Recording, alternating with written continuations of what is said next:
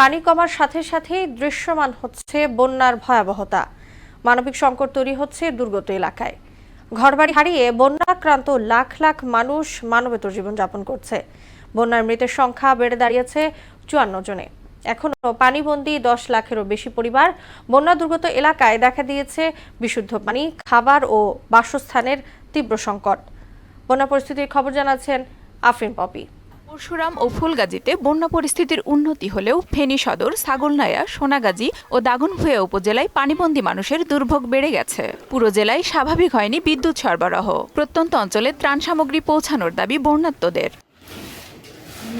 লক্ষ্মীপুরে এখনও বন্যায় প্লাবিত জেলা সদর, রামগঞ্জ, চন্দ্রগঞ্জ, রামগতি ও কমলনগর উপজেলা। পানিবন্দী প্রায় 8.5 লাখ মানুষ। রাস্তাঘাট, ফসলি জমি, ব্যবসা প্রতিষ্ঠান ও বাড়িঘরের ভিতরে পানি ঢুকে পড়ায় চরম দুর্ভোগে বন্যার্তরা। বিশুদ্ধ পানি, শুকনো খাবার ও বাসস্থানের সংকটে দিশেহারা বানভাসীরা। কুমিল্লায় গোমতী সহ বিভিন্ন নদ নদীর পানি কমতে শুরু করলেও পানির উচ্চতা বাড়ছে বুড়িচং, ব্রাহ্মণপাড়া ও মনোহরগঞ্জে। নতুন করে প্লাবিত হচ্ছে কুমিল্লার দেবিদ্বার, মুরাদনগর, হোমনা ও তিতাস উপজেলার নিচু এলাকা। দুর্গত এলাকায় ত্রাণ সামগ্রী এলেও তা অপ্রতুল। যারা ত্রাণ নিয়ে আসেন তারা একটু লোকালের দিকে যান।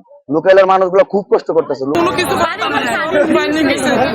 টাইপের খাবার এবং হচ্ছে যে উড স্যালাইন অথবা পানি বিশুদ্ধকরণের ট্যাবলেট যদি হয়, এটাই আমাদের জন্য এই মুহূর্তে বিশেষ সহায়তা হবে। বাড়ি বাড়িতে খাবার পৌঁছে দেওয়া, মানুষকে উদ্ধার করা, এই সমস্ত কাজগুলো আমরা পরিচালনা করে থাকি। মিরসরাইয়ে বন্যার পানি নেমে গেলেও দেখা মিলছে ক্ষতচিহ্নের।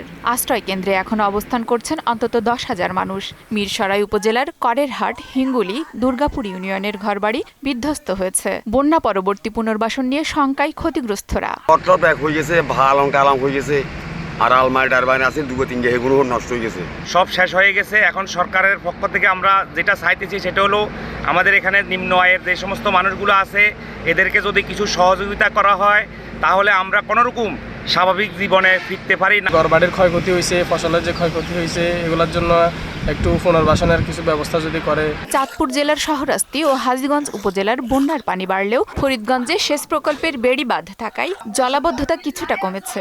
প্রতিদিনই বাড়ছে পানি, সাথে সাথে তলিয়ে যাচ্ছে রাস্তাঘাট ও ঘরবাড়ি। বন্যার পানিতে আমরা অনেক কষ্টে আছি এবং আমাদের বাড়িঘর দুয়ার ডুবে গেছে।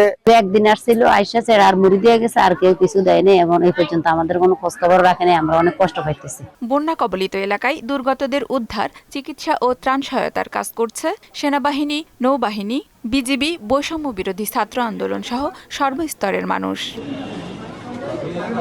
আফরিন পপি, মোহনা সংবাদ।